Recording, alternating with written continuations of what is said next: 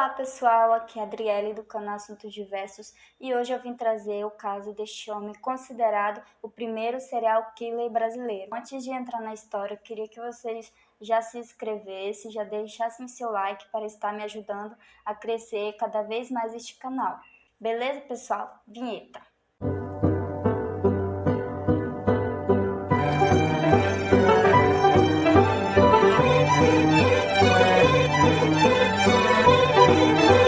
José Augusto do Amaral, mais conhecido como Preto Amaral.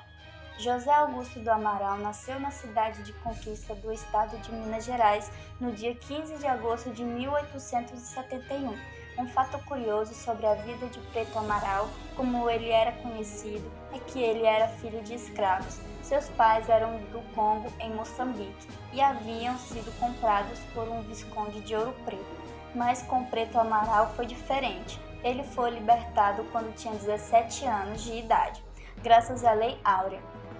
Sendo um homem livre, Preto Amaral foi voluntário na Força Pública no estado de São Paulo, porém não demorou muito tempo para ele se tornar um desertor. Além de ter se tornado um desertor no estado de São Paulo, Preto Amaral fez exatamente o mesmo na Brigada Policial do Rio Grande do Sul, Grupo de Artilharia Pesada em Pagé, Regimento de Infantaria de Porto Alegre e 13º Regimento de Cavalaria do Rio de Janeiro. Tempos depois, ele chegou a se alistar na Marinha e mais uma vez desistiu. Junto a esse histórico de desertar de Preto Amaral, acompanhavam ainda algumas passagens pela polícia em 3 prisões por vadiagens em São Paulo, entre os anos de 1920 e 1921.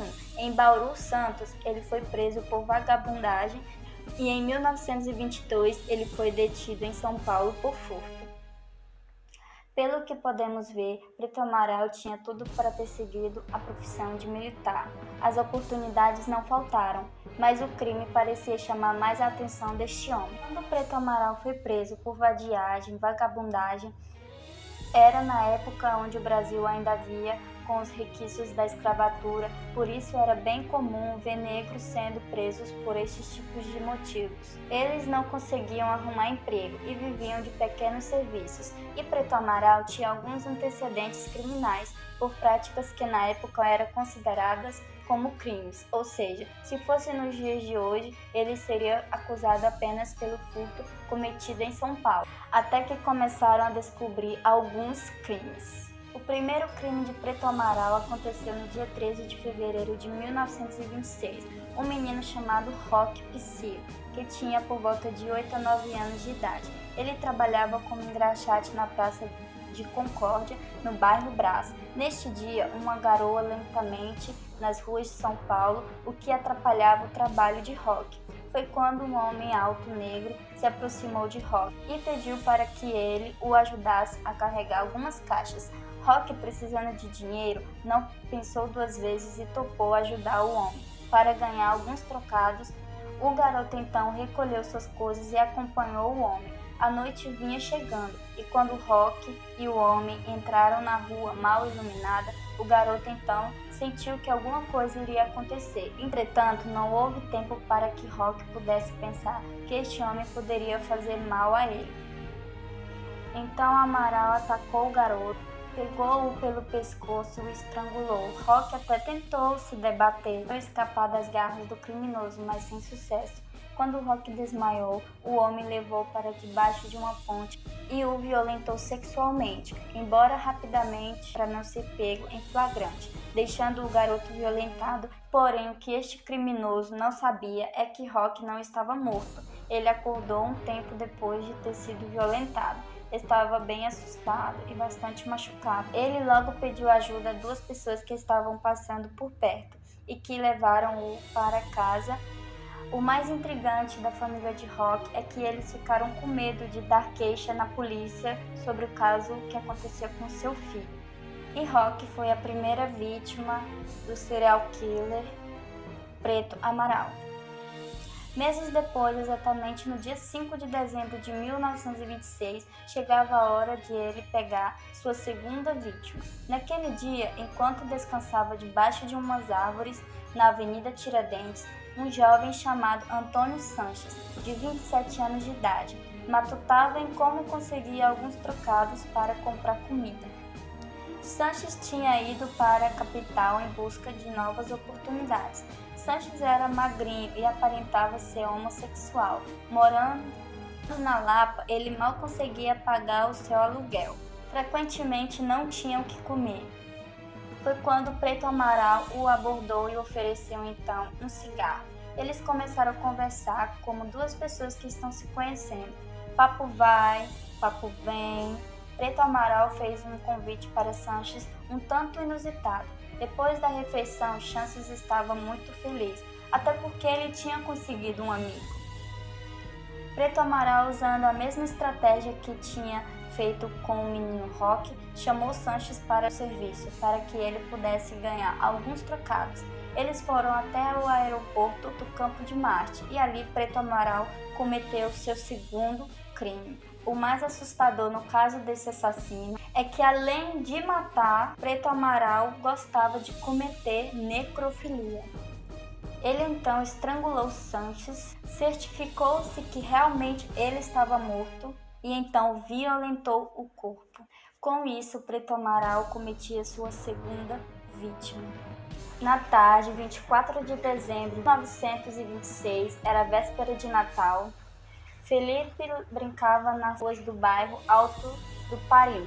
O garoto gostava de caçar passarinho com seu estilingue, brincadeira comum entre os meninos na época. Pouco mais tarde, Felipe pediu à mãe para ir à missa de Natal na igreja de Santo Antônio. Muito orgulhosa da religiosidade de seu filho, sua mãe dera permissão para ele ir à missa. Naquela época, o estado de São Paulo era bem tranquilo. As crianças brincavam na rua, soltando pipa, brincava de bola de gude, sem nenhuma preocupação. Não existia tantos crimes como hoje em dia.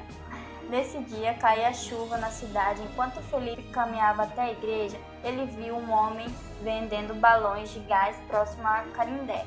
O homem era Preto Amaral. Ele ofereceu um balão a Felipe e logo começaram a conversar. Inocente, Felipe não tinha ideia de que aquele seria seu último dia. Preto Amaral disse que em certo lugar ali teria um lugar perfeito para matar passarinhos. Ele concordou e mais uma vez Preto Amaral levava mais uma vítima ao aeroporto de Marte. O serial killer então fazia sua terceira vítima. Ele o estrangulou e depois o violentou. Horas depois, a mãe de Felipe saiu desesperada atrás do filho, porque o filho não tinha chegado na hora certa.